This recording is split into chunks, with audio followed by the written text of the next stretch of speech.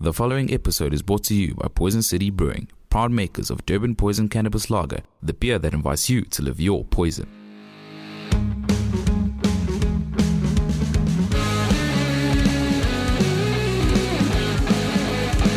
How's it going, guys? You got myself, Nasiphi Zwane, back again with another episode of Sludge Underground, and we literally just ran all over the Pavillion trying to just set this up. And today we've got I think it's really worth it because you've got some worthy guests who are really awesome, and it's a band that actually came to light, in recent times. So one of the people who is actually, I'd say even, the front runners of the band has been on our show twice now. So before I introduce the entire band, we're going to go in order. Each of you introduce yourselves, and then just introduce the band, let the people know what you guys are about, and we can continue the interview from there. Before I proceed with my guest host, Andile, let them know who you are.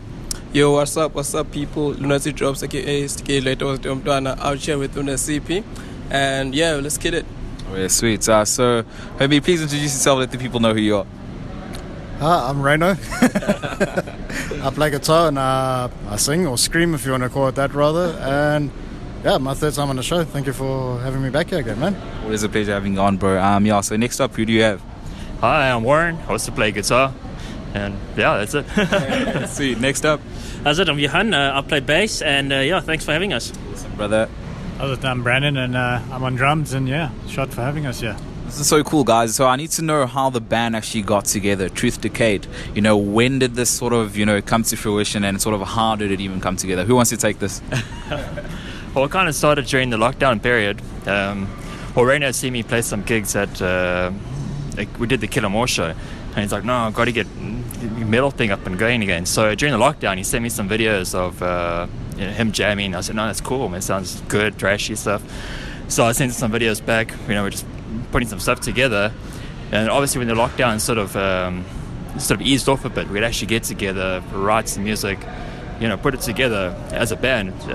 As it eased off a bit more, I managed to get Johan and Brandon so we could actually form together as a band and actually play together. Would you guys say, for the one thing that I've noticed about the lockdown is that it has sort of come with different challenges, and I feel like, there are some positive things that have come from COVID. Like for Sludge, for example, we've had to adapt and try to go more the online route, and we've been able to interview people overseas and whatnot. With you guys, would you say that, the fact that we were under lockdown is sort of part of the reason as to why this band sort of came together? Or would you guys say that even if lockdown wasn't a thing, Truth Decayed would be a thing? I personally think it wouldn't be a thing because I was busy pushing my solo stuff. I launched my solo album in the lockdown as well. Did the online interview with myself. You said you guys took the more online route. Yeah. And yeah, I'm not saying as individuals we wouldn't be playing in bands, but this unit definitely wouldn't be there because I probably wouldn't have made the offer to Warren. Warren wouldn't have brought Johan and Brandon on board. So yeah, it's we are a lockdown band. That is what we are. So, yeah, that's really special. And sort of break down the name for us. Truth Decayed. What is it? What is behind that? Yeah, basically just anyone that lives in the world with social media, you sort of know all the stuff that goes on. People fight all the time about not necessarily senseless or random topics, but conversations are different in person, and people handle things different when there's a screen in front of them. I think they act a bit more on emotion instead of rationality. And that's just one aspect of it. We consume stuff on social media all day. We're all guilty of it. And so through that, there's so many skewed versions of truth online. What is the truth even anymore? Whose version is correct? Because there's so many different aspects and sort of viewpoints from different people on that. And we're also approaching it from a observational point of view. It's not saying who's right or wrong. It's just something really interesting to look into and the psychology behind it and everything. So yeah. Sounds really hardcore. It's a really good name. What I want to find out is that, considering that you guys are from Durban, what is it that Truth Decayed is bringing that's sort of fresh and something that Durban hasn't really seen, from the other, bands that do similar sort of genres? I want to get this one from you, bro. Sure. I don't know. I'm actually very new to this scene, so I can't actually comment for other Durban bands. Sort of what I've listened to from the Durban side, we're definitely different. I know in the past, maybe 10 years ago, we had a good couple of bands. But now, I don't know, it's hard for me to tell actually.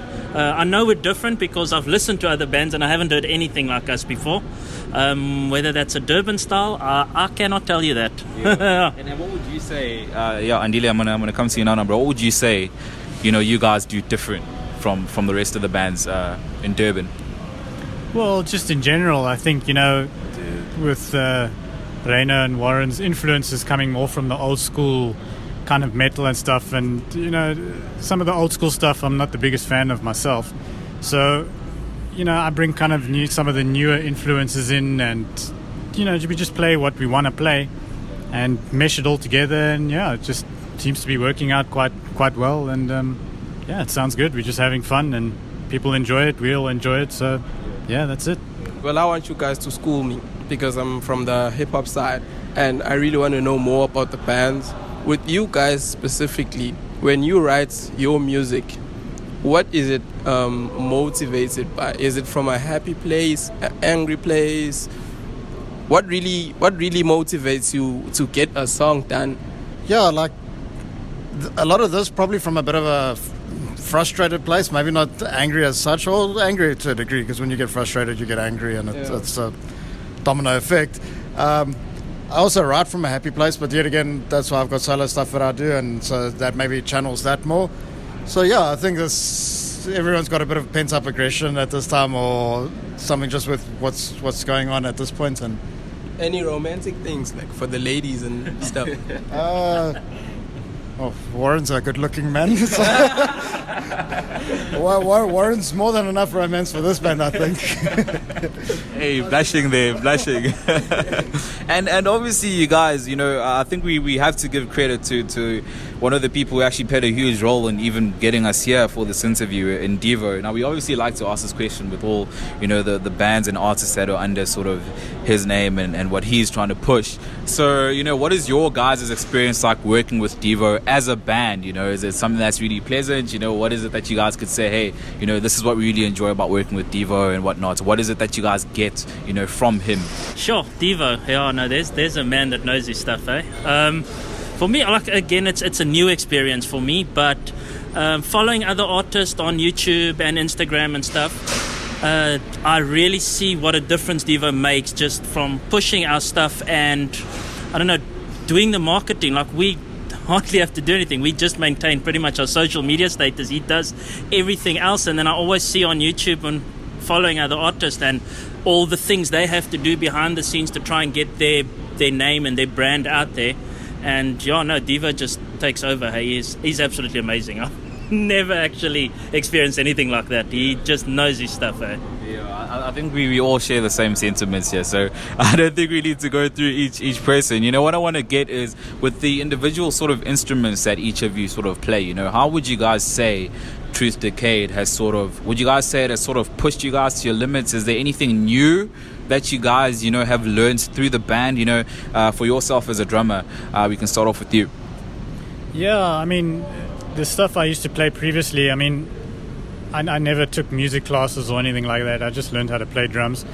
And with the previous bands, it was a little bit more heavy, a little bit more melodic, you could say. So the style is a little bit different. So coming into some of the stuff that they've done with the guitar riffs and stuff, some of them it was a bit of a challenge. But I think it's come out nice and learned a couple new things, and it's pushed some of the limits here and there. Learning a couple of new things, but it's been good. It's always good to learn new things on instruments instead of getting stuck in a regimented mindset. I just play music like that and that's it. It's good to learn new things and new styles, and it's been good. And for yourself on bass, would you say it has sort of pushed you to sort of a new direction and new sort of limits and whatnot?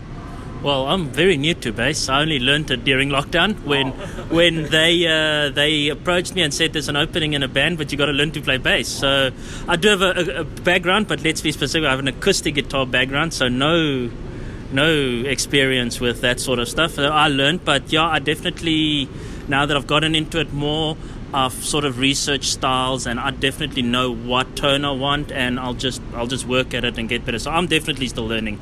Yeah.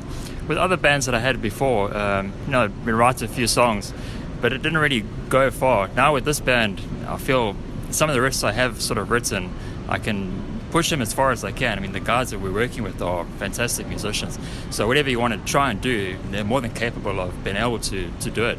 So it's kind of just balance what I feel I can push out of myself the best that I can and just see how it can go, but not trying to overdo it either. And just what sounds good and comes from the heart, really. And obviously with you, Reino, bro, we do obviously know you if people have listened to your episodes before and they've listened to the stuff that you make, being sort of, your finger style and everything like that there. Would you say you've had to would you say that is something that has really helped in sort of shaping sort of the sound of Truth Decayed at all? Are there any of those influences and whatnot for anyone who might have maybe hasn't yet listened to, Truth Decayed?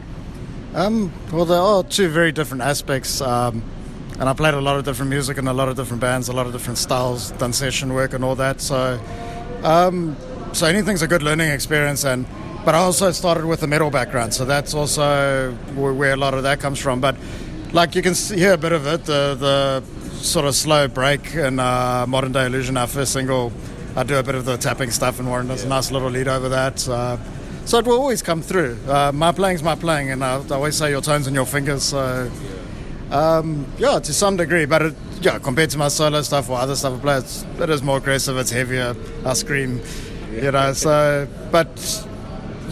think you'll always identify a person's chops or phrases or whatever through their music, regardless of what they're doing. Yeah. That's beautiful. Andile, you got a question? Yeah, I want to know, because it seems like since you guys have met during lockdown and been learning, like he's been saying that he learned a bit more about the bass and everything, those seems like the good things that have happened for you guys. What are the challenges that you guys have faced along the way during this period that you've been together? I can speak on a challenge. I think maybe Brandon might agree with me, but we kind of live far away from each other. So getting to practice is a bit of a problem. I would like to have practiced more if I could practice during the week, but unfortunately also when lockdown first started easing up, we had curfews on, so that really was a challenge because we then couldn't practice during the week because the curfew was 10 o'clock, so we couldn't drive home. He especially lives very far, Brandon, that's Brandon, lives very far. I don't live too close to Reino either, so that's been a challenge.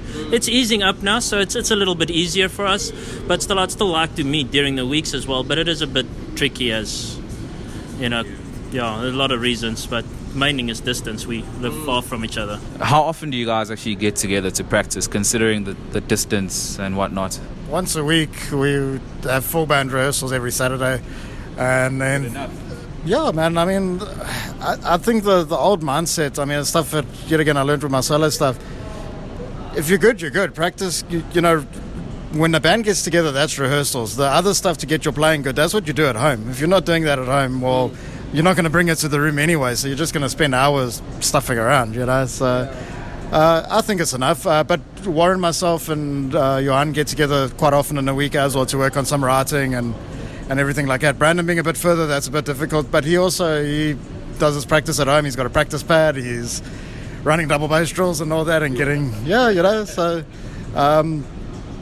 I mean, it is what it is. I mean, how much do you really want to practice, You just end up getting sick of everything. Practice is important, but as I say, rehearsals and practice are two different things. And that's my opinion. And obviously you guys, I was just saying to Reino and, prior to this and that, we've been seeing a lot of activity, online in terms of what you guys have been doing, and one thing that jumps at me is what's been going on with France the Planet and all that. I want you guys to break that down for me, what's been happening, and France the Planet's been fantastic. Great show, a nice voice. No, but he hosted that Metal Week as well, and we really wanted to get onto that just to sort of get our music out there, and he was more than happy for us to be on board as well.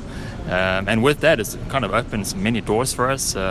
With that whole thing, there was like the little competition, which we weren't really too worried about because, I mean, we're a new band. They had a listener voted thing and everything, but we just, you can't gig, so we wanted to get our music out to people and get the fruits out there a little bit, and we ended up being one of the top 5 voted bands, and it's still a bit hard to fathom, but yeah, it's lekker. If people are connecting, that's what counts. So. And you guys being one of the top 5 voted bands and whatnot, is this something that you guys expected would happen when you guys started the band, or is it more like, hey, this is a shock, it's surprise? No, I don't know. I can't speak for the whole band. I didn't. Not at that point. Not on a brand new song that we literally slapped together and just to get our music out. Yeah, no, I was not expecting that. How much music have you guys dropped ever since we got together? Dropped 2 songs, but we got a lot more that we're working on. It's like towards an album and gigging, and yeah. And just on that point, actually, you guys, you've got the EP, and tell us a bit more about the process and everything that went behind it. Well, I mean, Reino wanted to get an EP out. I was a little bit worried about some of the time frames, but he explained them to me, and it all made sense and stuff like that. So we got together in the rehearsals, worked on some music, and all agreed that we can put this on a short little, like a 2-track EP, and went and recorded the drums and got it out there, and it came out good. And we've got a couple songs in the works now for hopefully when gigs are allowed to happen soon, and albums, and that's it, eh?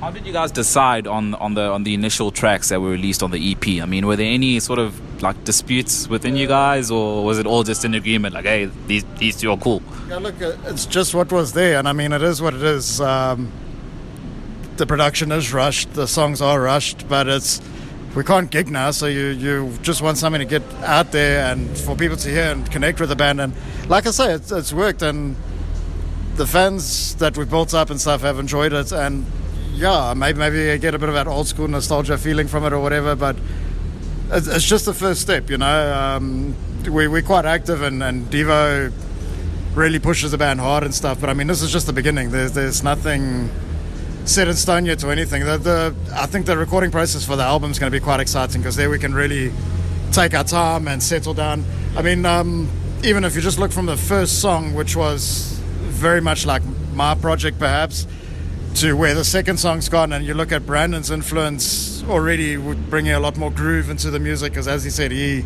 played in really like groovy, grinding bands. That's come through, and the second song on the EP, Opposing Direction, definitely is the more collaborative one, and I think the stronger one as well, because that's where we're starting to develop our sound, So it's all been pretty organic and mutual. No one's ripping off each other's heads yet, so it's good. Okay, I want to know, in the process of making music, how honest are you with each other? For example, if the drummer maybe is doing something you're not hearing or you're not really liking, are you open enough, or are you honest enough to be like, bro, just change that, because there's always a problem with groups. I think you should speak to the most honest guy in the band with that. That's Brandon. Brandon, what do you say, bro? Yeah, no, we're all pretty honest with each other. I mean, if there's something I don't like, that I just say so straight. It's like, guys, I don't know about that. But what's nice about it is we work together. Like sometimes, if something's not gelling well, we work together and maybe try something else, and then it ends up sounding good and everyone likes it, and that's just how we work. There's never, you can't have a band by yourself, and if you're doing everything on the computer or whatever the case is. But a band is a team effort, so sometimes people are not going to like everything, but you work together, and as a whole, we all enjoy what we do, what each other does, what we, he plays bass, I enjoy it, guitars, enjoy it, and it's never really been a complete, no, that's terrible, I don't like this at all. It's just, you work together on the music, and that's it. So are you saying the honesty is actually helping you guys, or there's never like bad blood or some this guy is always criticizing everything? I think honesty is the best, because like things that break up bands is when people aren't honest, and then there's resentment that carries over, and when it comes to decision making and people aren't honest about discussions there, that's stuff that breaks bands up, because it'll just sit and fester, and then later it becomes like a early evening drama on TV, type of thing. It's just, so just be honest, just it just works. It's not always pleasant, but it's the right thing to do, you know. Keep shit together, yeah. Definitely. And both of you, you know, Brandon and Rainer, you guys mentioned an album there. You know, is that already in the works? If it is, how many tracks can we expect? You know, can you guys go in detail in terms of that at all? Or is it a bit too early? Do you want to answer that, actually, Warren? At the moment, we've got 4 tracks that are sort of complete. There's the 2 from the EP, another 2 that we've finished writing. There's 2 or 3 that are sort of in the process of writing. So I think we've got enough material to actually do an album, but it'll take a bit of time to, you know, sort of process everything, get the sort of sound we're looking for, and just calm down with writing so much stuff, or just write it properly. Maybe we're not really sure on that direction of the other songs. Again, I want you guys to school me, because I'm gonna say with hip hop, mainly with the guys doing hip hop and maybe in other genres as well, when they're compiling an album, it's sort of like a storyline from the beginning to the end. They're sort of like telling a cohesive story. So with you guys, is it the same thing, or is it just a compilation of songs that you guys made at that time? Well, that's a very interesting question, actually. We can, I think we call it concept albums, as if the album tells a story. A lot of metal musicians and rock musicians actually do that. But at the moment, our songs are still fairly new, or we're not quite sure. I mean, our name suggests a concept. So Truth, Decayed, and what we sort of stand for, what we sing about, is already a concept. So I'm pretty certain when we put the album together and we start looking at the lyrics, it might be a concept. It might tell a story. I know I just finished lyrics for a song as well, which tells a story from a perspective. And I'm busy with another song, which is also a story. Yeah, like song per song is like its own story, kind of. Yes. Yeah. So in the end, the whole album is telling one story. I think the whole album would probably tell our perception of the truth, or something down those lines, like what Rainer said earlier on. Okay. That's sort of, I think, what we would go for as a first album. Would be a good idea.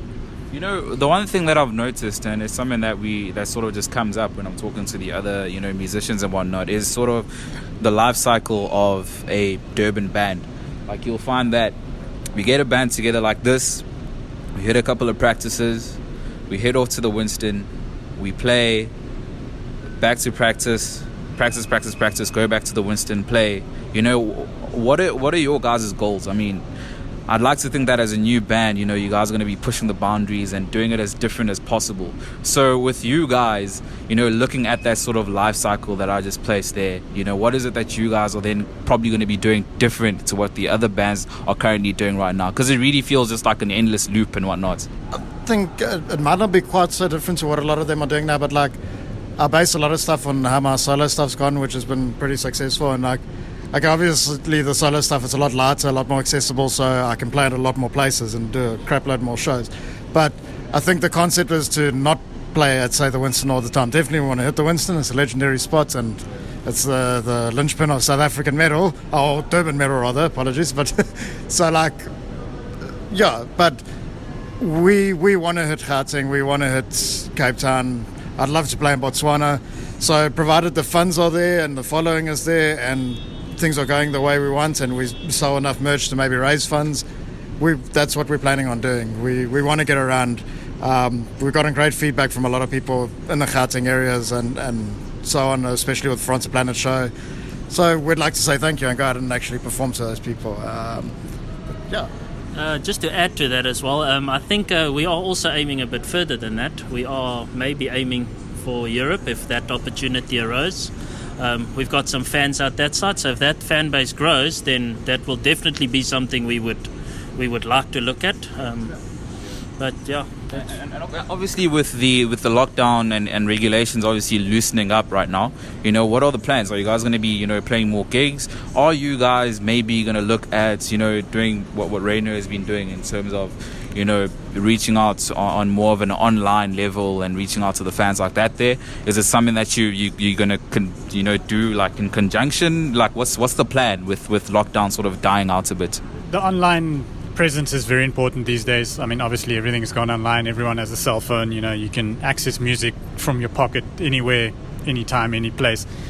So online is very important, and we've learnt that through lockdown more than anything, that when you can't get to social functions or anything like that, the only way to communicate and connect with people is online. So yeah, I hope when the lockdown and the pandemic eases off a little bit, that we'll get out there and play some shows, and it's always good to get out and meet new people again and stuff like that. But yeah, people have to be careful. The virus is still around. You can't take it lightly. I've got grandmothers at home that can't get sick and stuff like that. So you got to play it smart, take it easy. But yeah, keep the online up, and definitely playing live and stuff. Playing live is playing live. I mean, you can't beat that anywhere. So yeah, it has to happen. And it will happen, but in good time, yeah. Rainer, you were saying something there, bro. Well, Brendan pretty much covered it very well. But yeah, just like online streams, that sort of thing, we might look at something like that, or like a pre-recorded thing that we share.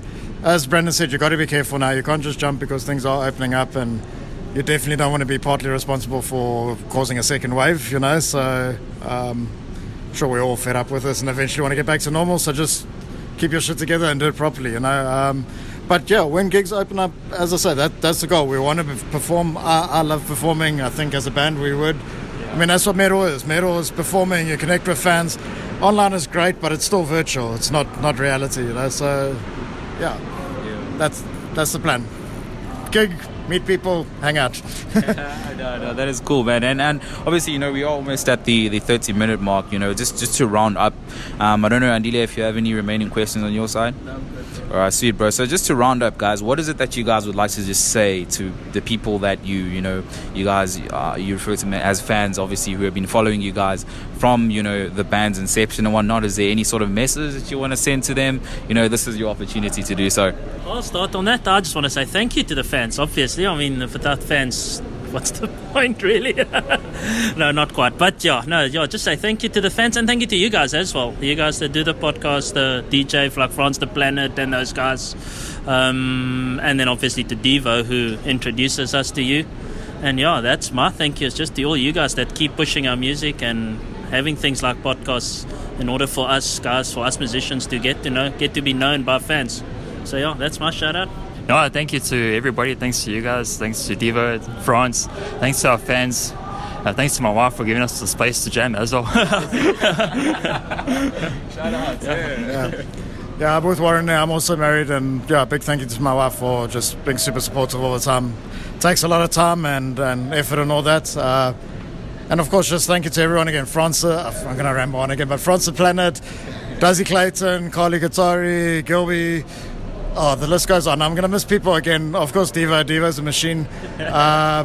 You guys, as we said, just everyone, anyone that's been interested. And of course, the fans and people that have pre-ordered, people that have paid extra on their pre-orders, people that have bought music on Bandcamp. Bandcamp makes a difference. Be like a buy on Bandcamp, seriously. And but just thank you to everyone that's done that. It's very humbling, and it takes a while to get used to it, and it's quite overwhelming as well to just have people connect with your stuff like that. So it makes it all worthwhile. It's validating, and it's just truly awesome. Yeah. Nice. Brandon, any closing remarks on your end, bro? Yeah, no, just thanks to everyone involved, and guys, keep it brutal. That's it. So guys, obviously we're going to have to close out one of your tracks. Before we get to that though, let the people know where they can get in touch with you guys online, social media, everywhere. This is the time. The internet. Everything on it. It's available everywhere, yeah. So we just search like Truth Decayed and then it's... Yeah, Instagram's quite like people seem to connect there a lot better than anything else in terms of like socially and stuff. So come hang out, come say how's it there, yeah. No, that's cool. So, in closing, one of the tracks, guys, please let us know which track we can close out with that best represents you guys. I'd say Opposing Direction. It's the most collaborative. Yeah, we all worked very hard on that. Yeah. Opposing Direction. Okay, guys. So, as you guys heard, I just want to thank you guys for coming through to the show. Really appreciate this. Shout out to Devo as well for setting this up. And it's been Truth Decayed. Please check them out on social media. As for ourselves, we are at Sludge Underground on Instagram, at Sludge Underground on Facebook, and at Sludge031 on Twitter. And you can find these episodes up on SoundCloud, Sludge Underground Podcast, on Apple Podcasts, it's Sludge Underground Podcast, and obviously on Spotify as well, Sludge Underground Podcast. And guys, it's been another awesome episode. Thank you to the guys from Truth Decayed once again, and until next time, it's bye for now.